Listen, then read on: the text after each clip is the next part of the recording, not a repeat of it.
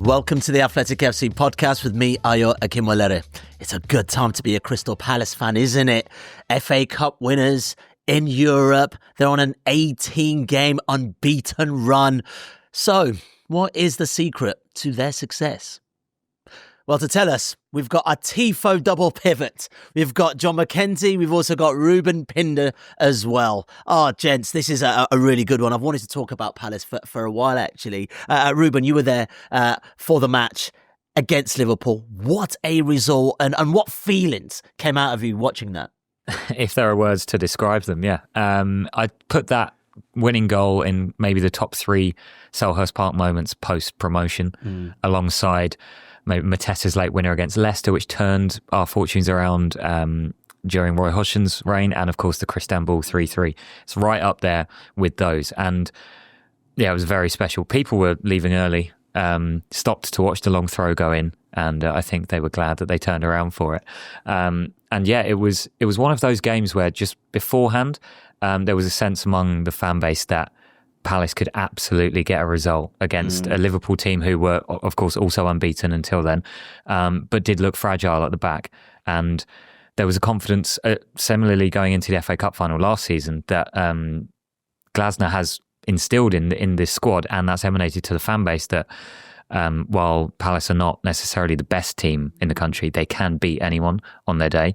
And that is partly down to the style of football they play and the intensity that they show. Yeah, we'll definitely go more into that a little later on. John, what stood out for you from a Palace perspective? Because it was a really good win over Liverpool. Yeah, I think the things that stand out in every Palace game, really, and that, I guess, attests to the consistency of the approach that Palace have.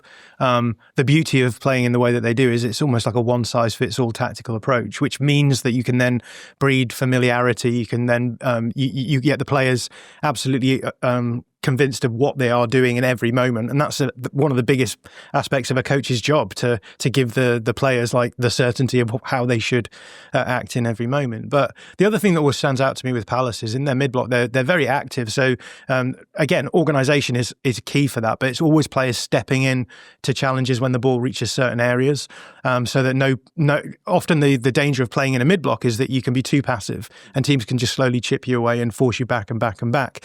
But with Palace, it is always players stepping up from midfield to engage with ball carriers from the opposition from deep, and then centre-backs stepping into the spaces that open out, following players into the spaces between the lines and making it very, very hard for opponents to actually build through them. And that gives them the foundation then to be able to play the kind of more direct football that they want to play. So they're happy for opponents to have the ball. They know that they can stop those opponents from causing them problems. And then when they win the ball back in those mid-block situations, they know exactly what to do to get the ball into dangerous areas and score. And they were doing it over and over again against Liverpool. So I think that's it for me. It's the consistency of the approach which allows you to get the benefits of doing the same things over and over and over again with often the same players. So you get that familiarity. Yeah, I mean, it's been great to see the evolution. Palace this time last season only won one match in their first 9 league matches. And just before we move on quickly, Reuben, was it great to see Eddie Nketiah get a cheeky goal in right at the end? It's a well taken goal as well. It was, yeah. There's been a lot of talk about his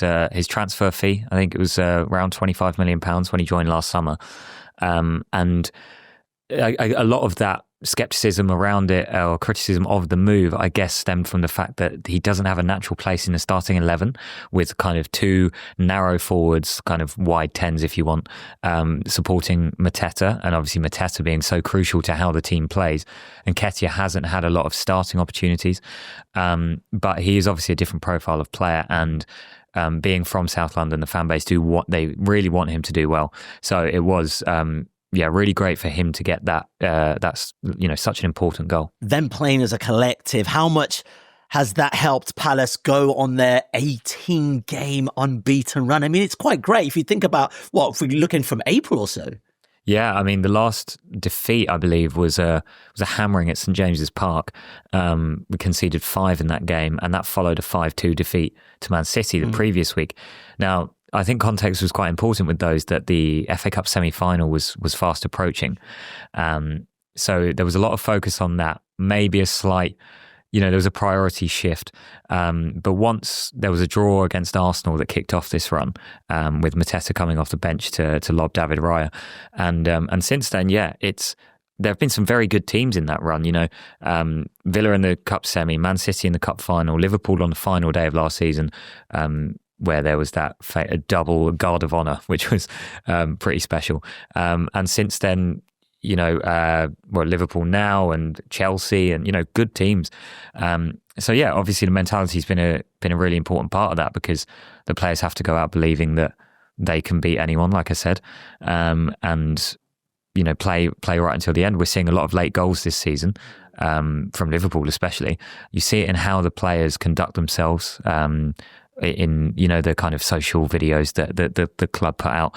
Maxence Lacroix has developed a tradition of kind of wheeling up for a kind of Jurgen Klopp-esque triple cheer after every win. And, Captain Mark Guehi kind of not allowing the summer saga to disrupt his performances or the team's performances. It shows a real sense of unity, yeah. And very quickly, you spoke about the players feeling like they can beat anyone. Do the fans feel like their team can beat anyone? Absolutely now, yeah. Like I say, there's a sense of optimism going into every game that wasn't there at the start of last season, because Glasner joined halfway through the season before that. So the start of last season, there was some teething issues with, John mentioned the importance of a consistent 11, knowing their jobs, developing chemistry between players. The back three and the early stages of last season was chopped and changed, moved around, because, Chalobah came in late on loan. I remember I was at Stamford Bridge for a 1-1 draw, and Nathaniel Klein started that game with Richards on the left. Richards now plays on the right. Guehi now plays on the left when he was in the middle of that You day. brought in Chadi Riaz as well, right, who got injured very early on too, and that disrupted. And then a lot of the early games, I was looking back at it this morning, and the lineups are just so inconsistent. You've got, Odson Edouard is playing at times, Kamada as an outside forward, and then you've got Nketiah almost playing as like a second striker, and it morphing into a bit of a 3-5-2 shape. And I think across that period, it was very much that the transfer window had sort of dictated the way that the Glasner wanted to go, and it took him a while to actually find the orientation of players that he actually wanted. Yeah, and with the disruption this summer, more late transfer business, and of course the Europa League, Conference League saga. There was a lot of concern among the fan base that might lead to another slow start this season, but it's been quite the opposite. And one very important player that has been not in and out of the team, always plays when he's 100% fit, but has struggled with a couple of groin injuries, is Adam Warburton.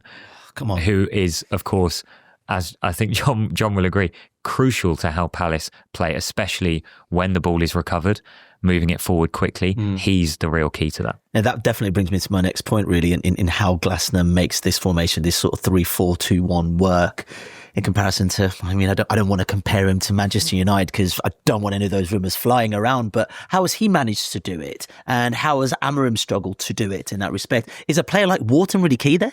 I don't think it's necessarily the player issue here, although I think, tactics is always just how you're using the players and how you're getting the most out of them. But formation is only just one small part, really, of the much broader concept of a tactical system. And, in many respects, the question that you're talking about when you're talking about a 3-4-3 versus a 4-3-3 or whatever, and it even sounds weird saying these formations, because as a tactical analyst for a media company, I don't use formations very often. Like, you sit in lots of podcasts with me, I don't often just say, well, this is a 4-4-2 or whatever. In many respects, that tells us roughly what we can expect from where the players will be on the pitch, but the players' roles can completely change that. And I think that's the important thing to remember, that when you're talking about Oliver Glasner's system versus Reuben Amorim's system, Oliver Glasner can play low block and counter football. So this season, Crystal Palace have had 40% possession. That's the second lowest possession in the league. I think it's only maybe Burnley who are below them. That completely changes the tenor of what you're trying to do with that system. Whereas if you compare Reuben Amorim, Manchester United have 54% possession this season, because they're trying to do something different. They need to control games because they're an elite team. They have good players. It is going to suit them to get those players on the ball as much as possible. And then I dug into a bit of the data this morning, and even the places on the pitch that you're taking the touches change as well. So If you look at Palace, they've had around 600 touches in the final third this season.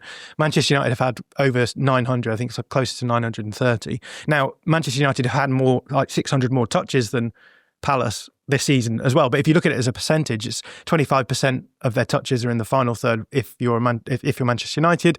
It's only 20% if you're Palace. And again, that just tells you that these coaches are trying to do different things.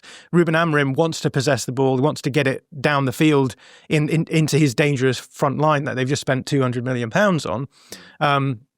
But when it gets there, they want to win the ball back. They want to high up the pitch. They want to stop the opponent from being able to play because that's the expectation of what elite teams do. As we've already talked about, Glasner is happy just sitting in a mid block and saying, "Okay, we're gonna do the same thing. We're going to try and get the ball forward." But there's so much less emphasis on we have to retain possession of the ball at all costs, because what we're going to aim to do is not give up space at all, make it hard for teams to play through. And I think there's an interesting tactical meta here as well, which is that as the Premier League is evolving, teams are finding it harder to progress the ball down the field for a number of reasons. One is that teams are defending slightly differently, but also teams are prioritizing different profiles of player now. So you don't have maybe quite the same sort of tempo tactical players in the middle for some of these elite teams. Like the conversation about Spurs at the moment is how are they progressing the ball? It's all through the fullbacks, channel balls and using Kudus to change, 60-30 balls into 50-50 balls and making it a more sustainable way of doing that. And so I think that's played into Palace's hands. So they can sit in this mid block really tight, not let anyone through, fall back easily into box defending, but also have the ability to then go forward. Okay. Another weapon they've added to their arsenal, Reuben, is corners. Ahmed Walid's done this really interesting study on how Palace have gone from the worst at corners to one of the best. Can you just explain some of that? Yeah, it's quite the turnaround. Obviously, Arsenal still score the most corners because they get more of them, partly to do with the possession things that John's kind of just alluded to with the elite teams. But per corner, Palace are by far and away the most effective team. And I'm not sure. I think Glasner has one specific coach dedicated to it. I think he has two, actually. Oh, okay. He has an attacking and defensive set piece coach. And I think they spend 15 minutes in every training session working on set pieces, which again, it makes you much better at doing this stuff. I mean, part of it is the delivery. So obviously Warburton and Hughes, both left-footed, playing a central midfield together, which you don't often see, but they will take in-swinging corners from one side. Last season, Eze took them from the other side, and without him now, recently it's been Daichi Kamada. There's clever screening going on in the box. Obviously, Palace play with three centre-backs. Mark Guehi, not the tallest centre-back, but, got the assist for Nketiah and caused a kind of poor clearance from Gravenberch for Sarr's opener. So he's just as effective in the box as Lacroix and Chris Richards. So it's clever but simple screens, runs from the front post to the back post, just creating space. And yeah, I mean, I'm not as tactically astute in my analysis as John, but it seems to be working. And if you are a team who has to maybe average less possession and find other ways of kind of finding gains on other teams, then why not try and become the set-piece masters? It's worth saying as well, if you've got an extra centre-back on the field, it's going to make you more aerially threatening from both attacking and defensive set-pieces. So it makes sense to be the sort of thing to try and optimise. So Palace haven't lost since mid-April, but the question is, how do they sustain it? Reuben, Dynamo Kiev on Thursday in Europe. This is a massive, massive game. Are you excited by this and also a little nervous? Not nervous, really. No, Look at him. Feels like they can win everything. Look at that. I mean, Glasner did say at the FA Cup celebrations, 4 competitions next season, 4 titles to win. Yeah. Now, are we going to compete for all 4 of them? Unlikely. But that, like we were saying earlier about the mentality. Yeah. So yeah, it's much more of an exciting test than a nerve-wracking one. Palace are in European competition for the first time ever. What's not to be excited about? And while a lot of fans obviously do feel like the Europa League spot was maybe unfairly taken away from them, the Conference League does maybe offer some positives in terms of sustaining this form. It may be due to the naturally weaker opposition in that competition, it maybe allows for more rotation, whereas in the Europa League you maybe want to put out a stronger team, which may take more of a hit on your league form. And there have been some really good additions in the summer that will allow us to do that. Uche joining from Getafe, Camvo joining as an extra centre back, because that's where, especially when you play three all the time, Palace were quite light last season. So yeah, it's very exciting. How do Palace fans feel about the downgrade? I mean, the Conference League is still a European trophy, but Europa League, I know, it would have been great, wouldn't it? It does feel like something the team earned was unfairly taken away from them. But I think enough time has passed now since that decision, and like I say, we're kind of finding reasons to see the positives now. Once kind of the rage subsided, because we saw Nottingham Forest struggle to get a point against Real Betis, and that's the kind of level that you're up against in the Europa League. Whereas the Conference League offers, also from a fan perspective, some more interesting trips to places that you would never otherwise go. A bunch of my friends are currently on their way to Poland for this game. So it's like I say, just what's not to be positive about. Okay, fair. I like that.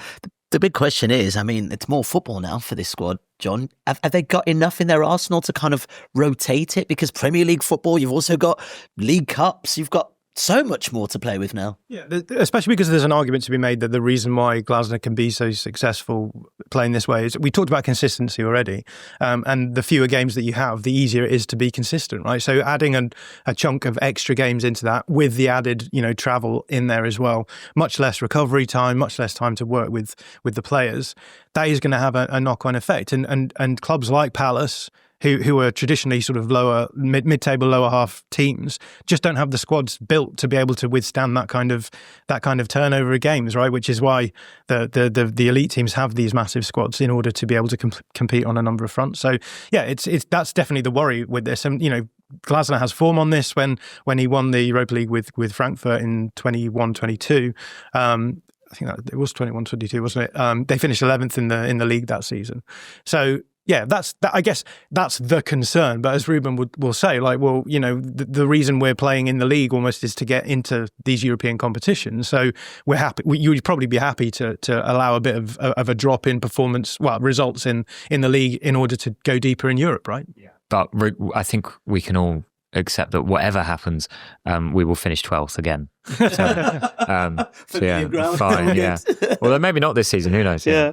That's the thing, though. I do wonder where now there's a bit of a taste of European football, what those expectations look like for Palace fans. I mean, obviously, touch wood, there's no relegation involved, but a bit higher up the table, surely? Yeah, I mean... break the trend? I mean, I say 12th somewhat tongue-in-cheekly, but the underlying numbers this season have Palace very high in the table, suggesting that they deserve what they've got. And, if you look at isolated incidents, perhaps a little bit unlucky not to have a couple more points this season.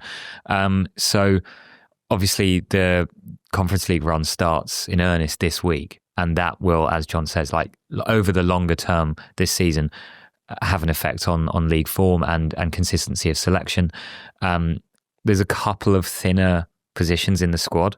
Daniel Munoz is the only real right wing back there. Nathaniel Klein is still around, and I don't know, maybe the versatility of someone like Jefferson Lerma could be moulded into a wing back in an emergency. The wing back position is also incredibly physically demanding. Exactly, right? yeah. Look at the way that Munoz plays. He's incredibly important to the attacking play. Yeah, and two, has to run up and down all day long. So you add another game in midweek and you're starting to really push him into the red zone. So yeah, so that's a concern. Tyreek Mitchell now thankfully does have a little bit of backup. I hesitate to call it competition because Mitchell's been so... Palace, is that how you are now? Long gone are the days of a bench where you don't want to bring anyone on. But Mitchell has been so good so far this season, surely knocking on the door to get back into the England squad, I would expect. Like you saw against Liverpool, his interceptions and then attacking run that led to the corner that the opening goal came from. And I think he's been somewhat unfairly maligned by some Palace fans over the years because he's kind of seen as a defender who can't attack, and that has gradually changed over Glasner's time as he has had to learn the wing-back role. Kind of reminiscent of what Wan-Bissaka was on the other side those years ago when he came through.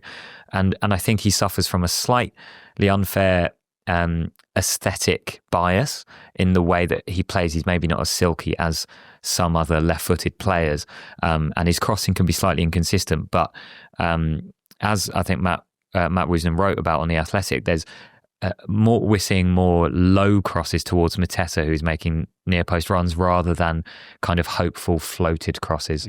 Okay. So Mitchell is gradually improving in all those aspects. But yeah, like I say, in terms of squad depth, the wing backs have to be looked after very carefully because they're so crucial to the system. But, fingers crossed. Okay, well, I'm sorry to pop this bubble of positivity, gents. And I promised I wouldn't compare or bring Manchester United into this conversation, but we've been asking for questions on YouTube, Reuben, and the obvious one came through. There've been loads, actually, so please keep them coming in. This one says, look, with Glasner being out of contract in the summer, does another team try and get him before the season ends or before he signs an extension at Palace? This must be the fear, surely. Yeah, and I'll try to answer this without my kind of fan hat on too much, and see. I'll try and be realistic. Glasner has spoken a lot about he's bought into the club a lot. He's got a great relationship with the fans. The players clearly all love playing for him, and he clearly holds a lot of power at the club in that his insistence that the club did not have an adequate replacement for Mark Guehi meant that he wasn't signed on deadline day. Yes, he hasn't signed an extension. He's going into his last year. I don't necessarily blame him for that. Every manager wants to, ascend in their career in the same way that players do. But I don't really see him leaving mid-season. I think maybe if you throw enough money at anyone, they will, take a new job. And with Manchester United specifically, while it might to normal fans like us seem a bit mad that players and managers keep going there despite their kind of just consistently getting worse over time, when you are at the elite of a sport like this, I suppose you have to have enough self-belief to think that you can be the one to improve that kind of sleeping giant. I think that's why players still go there, thinking if I'm part of this team that turns United around, I'm a hero forever. And if I don't, then it's not that much of a reputational hit because nobody succeeds there and I move on. So I can see Glasner being, interested in a job at a bigger club. In terms of losing him mid-season, I don't really see that happening. I think the momentum that he's built at Palace,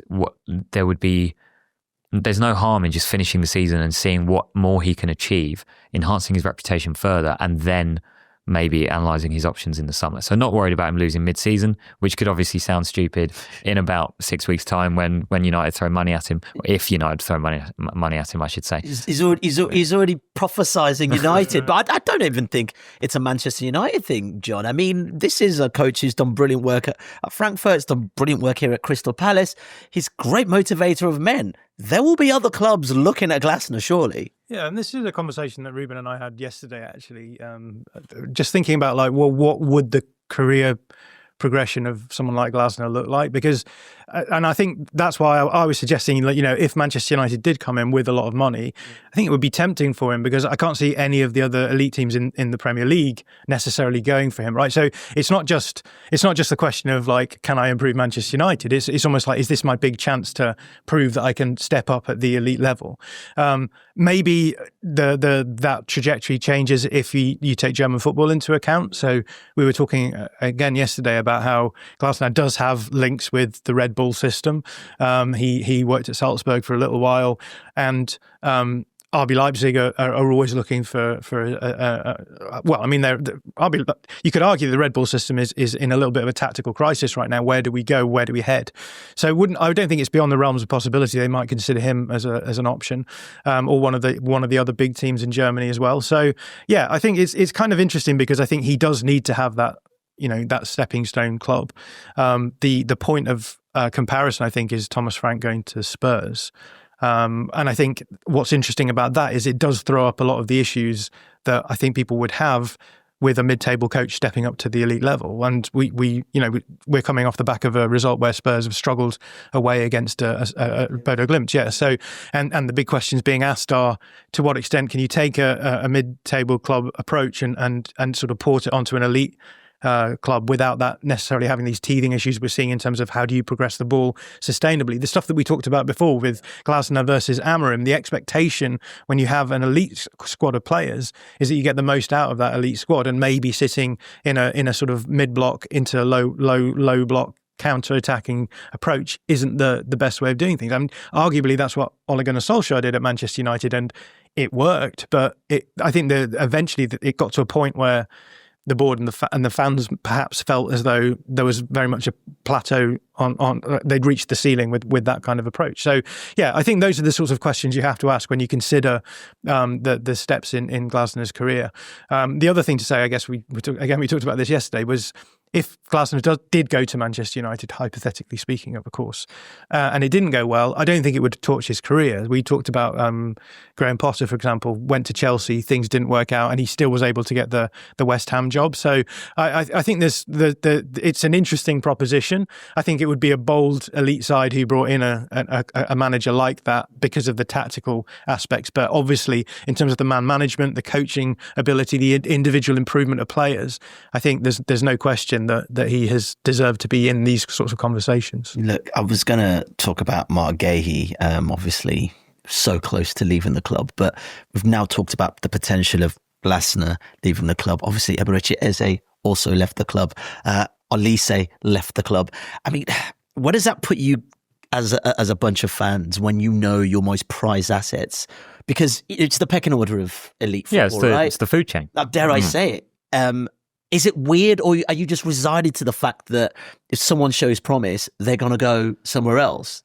There is an acceptance that this is the model, right? So to keep improving or to even stay, treading water, you need to bring money in. And Palace have registered some losses over the last few years, and that's why selling players like Olise for, I would argue, half his real value at the time, they have to be made. And, Eze came in 5 years ago for 20 odd million, sold for more than 60.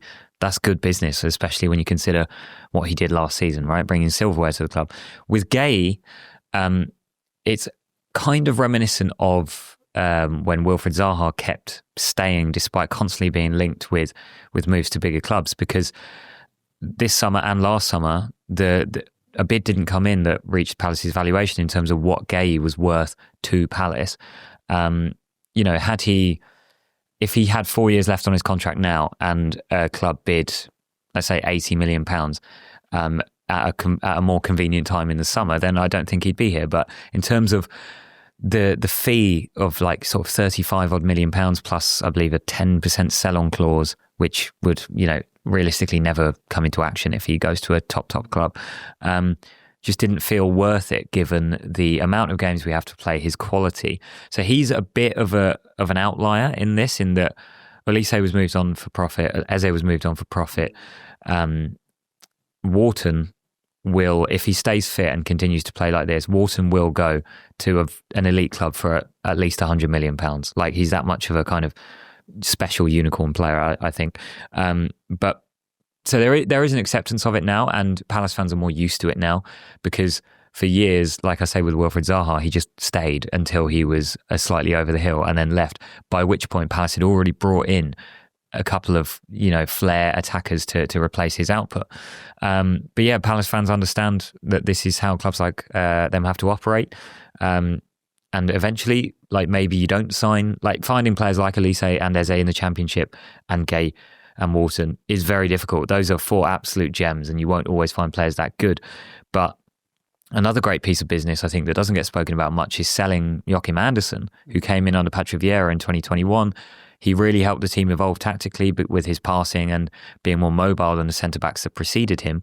But it was deemed, a worthwhile deal to sell for 40 million. He was 28 at the time, to Fulham, and bring in Maxence Lacroix for half the money, who's maybe slightly less glamorous on the ball, but really effective in this system in the middle of the back three. So when you keep doing smart business like that, and ultimately, like, results dictate how happy fans are. So if Guehi leaves for free next summer, which I think is the most likely scenario, because like I say, if Palace aren't going to sell for 35 million in the summer, why would they sell for presumably less in January, halfway through a season.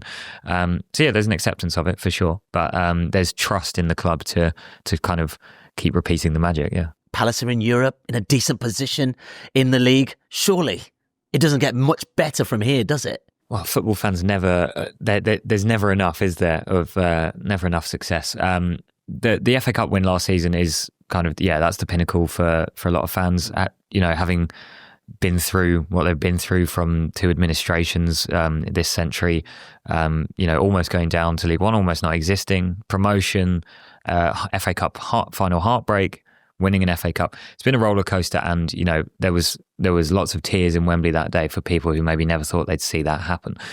So in that sense, Palace fans are grateful and appreciative of how far the club have come. But of course, you always want to build on that progress, and you don't want to tread water. So I think there is, this might sound ridiculous, but there is kind of an expectation of getting to the Conference League final. Wow. Given some of the teams that have been there, West Ham won the Conference League and finished 14th. So Premier League teams of that level can absolutely win that competition. As we've said, depth is a big part of that. The expectation in terms of the season is kind of hard to judge because, like we've said, the competitions affect one another. So should Palace go far in the FA Cup again, I think a bottom half finish would be accepted,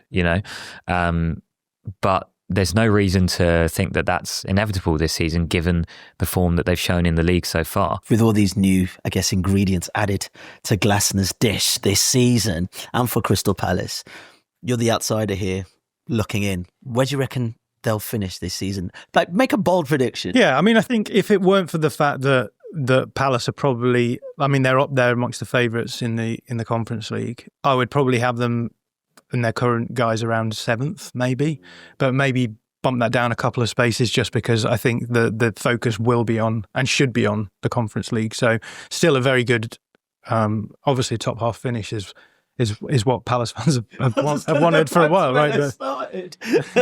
But yeah, and I think that we're talking about, is this the pinnacle for Palace? It's like this is the pinnacle for all clubs, right? Teams, performing well in the league and performing in Europe. As a Leeds fan, that's all I would want to see. And I don't think that's like a negative thing, right? It is something to aspire to, and it is, it's one of the most difficult leagues in the world. I think that it's a testament to Glasner that he's got Palace, performing at this level. All right, gents, let's leave it there. Really enjoyed talking about Crystal Palace. And also thank you guys for watching as well. If you like the podcast, make sure you subscribe to the channel and leave us a cheeky comment as well. That's it from us. We're back soon. For more from the Athletic FC podcast, make sure you like and subscribe to the channel. We've got top journalists like David Ornstein, Matt Slater, Adam Crafton, Carl Anker, and plenty more through the entire season. Make sure you don't miss an episode of the Athletic FC. You can get it wherever you get your podcasts from.